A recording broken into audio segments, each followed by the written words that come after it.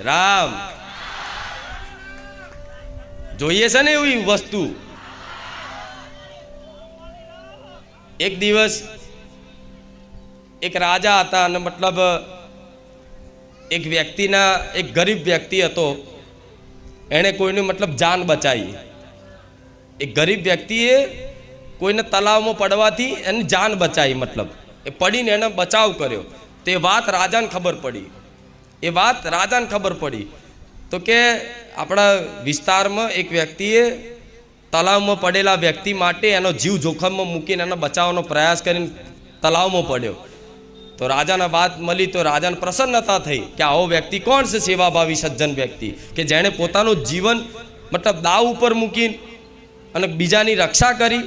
તો બોલાવો આપણે એમના આપણા મહેલમાં. શું બોલાવો? તે મતલબ એ રાજાએ એ વ્યક્તિને બોલાવવા મોકલ્યા સિપાહીઓ, અને રાજા જોડે એ વ્યક્તિ ગયો અને કીધું કે બોલો, તો કે તમે આટલી મતલબ પોતાનો જીવ જોખમમાં મૂકીને તમે આ બચાવ કર્યો? તો કે હા મહારાજ, બચાવ કર્યો. તો કે બોલો, કોઈ વાંધો નહીં, તમારા બદલામાં હું તમને કંઈક ઇનામ આપવા માગું છું, કંઈક આપવા માગું છું, બોલો તમારે શું જોઈએ છે? તે ગરીબ વ્યક્તિ હતો અને ખાવાના મતલબ હરખું 2 ટાઈમનું મળતું નહોતું.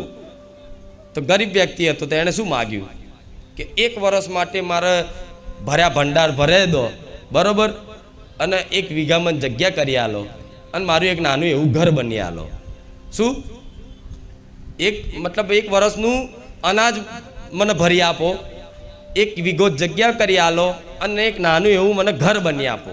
કેમ કે ગરીબ વ્યક્તિ હતો, એની જોડે મતલબ ખાવાના હરખા નહોતા, રહેવા માટે ઘરે નહોતું. રાજાએ કીધું, તેણે માગી લીધું.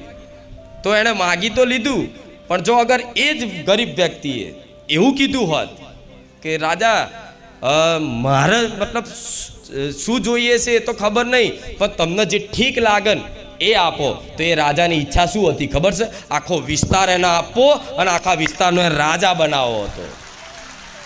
અને એને માગી શું લીધું?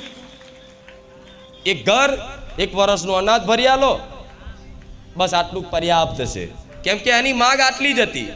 અગર એ વ્યક્તિ એવું કીધું કે તમને જો ઠીક લાગે, તમારે જે આપવું હોય એ આપો, તે રાજાના મનમાં તો એ જ હતું કે આને મારે આખા વિસ્તાર આપી દો, એક વિસ્તાર આપી દો, 1000 વીઘાનો એક વિસ્તાર આપી દઉં, અને એનો રાજા એને સ્થાપિત કરી દો કે લો, આ ગામનો, આ વિસ્તારનો આ રાજા કાલથી આ વ્યક્તિ. એના રંકમાંથી રાજા બનાવવાની ઈચ્છા હતી. પણ તમે માગી લીધું શું આટલું? તો પછી રાજા શું કે ભાઈ હવે માગ્યું છે તો હવે આપી દો. એ થોડી એવું કે ના હવે મારે તો આપવું છે તો લે. અગર એણે હવે આ વાત કીધી હોત કે તમને જે ઠીક લાગે, તમને જે યોગ્ય લાગે એ મને આપો, તો રાજા 100% એના રાજા બનાવી દે.